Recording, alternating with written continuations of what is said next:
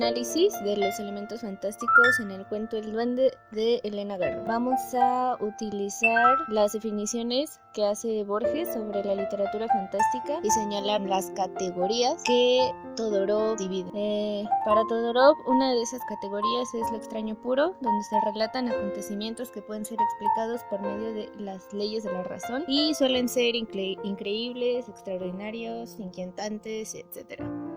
La explicación racional no parte directamente del texto, sino que el lector real, por medio de indicios que el texto ofrece, pues se obtiene.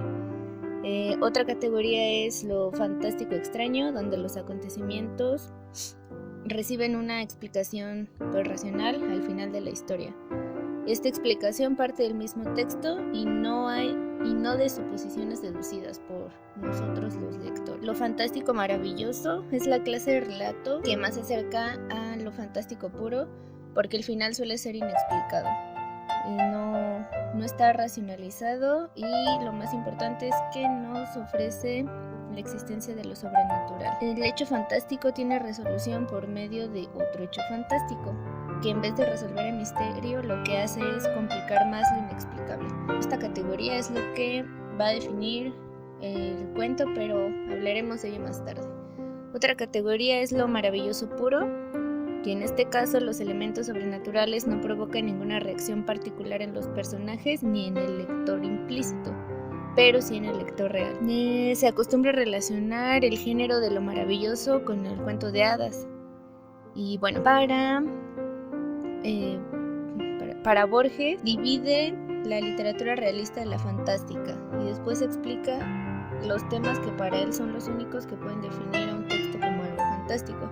El primero es el tema de la transformación, donde se encuentra la superstición popular. El segundo es la confusión de lo onírico con lo real, donde está presente pues esta diferencia de los sueños con la vigilia. El 3 es el hombre invisible, que corresponde a la angustia y la soledad, y esa característica por tanto adquiere una fuerza especial.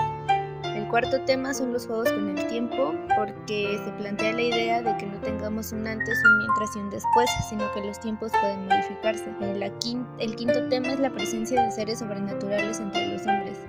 Lo importante de Borges es que termina diciendo que los hechos fantásticos son símbolos de nosotros, de nuestra vida, del universo, de lo inestable y misterioso de nuestra vida. Para empezar a analizar este cuento, pues es importante hablar del desarrollo o de la historia que cuentan. Esta historia empieza con Eva y Lely, que son hermanas y suelen jugar mucho en el jardín de su casa. Eva siempre dice que hay otro mundo de fantasía en donde está un duende que cuida el jardín, y Lely suele obedecer como mucho a su hermana, hacerle caso y confiar en ella. Pero un día Eva engaña a Lely e intenta matarla con unas hojas que estaban envenenadas. Todo esto porque antes Lely se envenena con una hoja cuando Eva le había dicho que el duende había cuidado del jardín y que había desenvenenado todas las hojas para que a nadie le pasara nada. Pero Lely se enoja mucho con Eva porque pues le engañó.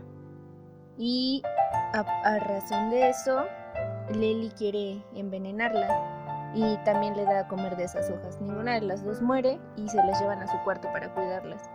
Cuando le preguntaban a Lely si ella había querido envenenar a su hermana, ella decía que sí, y eso causaba extrañamiento en las personas que iban a preguntarle. En una última de estas escenas aparece Estrellita, la que veía todo desde lejos, desde un tejado que daba una gran vista al jardín. Cuando las hermanas regresan a jugar este jardín, Estrellita aparece con el duende y ella le pregunta que si él sabe que no fue su culpa, y él le contesta que sí, porque Eva era una mentirosa y Lely una asesina, y así es como acaba el cuento. Teniendo en cuenta ya lo que pasa en la historia, podemos analizar los recursos fantásticos que Todorov dice que dividen sus categorías, y esta categoría es de lo fantástico maravilloso, porque el final del cuento queda sin explicación. El duende es una figura remitida a lo largo del cuento y su aparición final solo sirve para afirmar su presencia, pero las acciones que ocurrieron en todo el cuento no solucionan nada. Queda la expectativa, tanto la presencia de lo sobrenatural como las acciones racionales.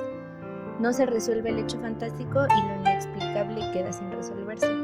Por parte de Borges, está el tema de la presencia de seres sobrenaturales entre los hombres, porque está la presencia del duende y creo que Estrellita también es una presencia, si no sobrenatural, sí extraña, porque incluso la describe como alguien que tiene los cabellos de oro y unos zapatos muy blancos que resaltan con sus pies rosas. Entonces estas dos presencias son las únicas que ven desde lejos las acciones de Lely y de Eva. También entra el tema o la explicación de que los hechos fantásticos son símbolos de nosotros, de nuestra vida, del universo, de lo inestable y misterioso.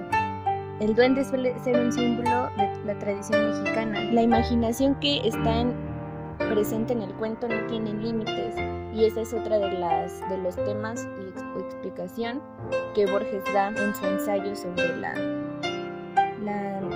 literatura fantástica. Como conclusión, el duende de Elena Garro refleja características de ambas definiciones que hacen los autores sobre la literatura fantástica.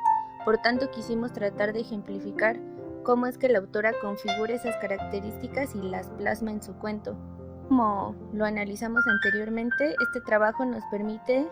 este video nos permite identificar elementos representativos de este tipo de literatura donde la imaginación no conoce límites.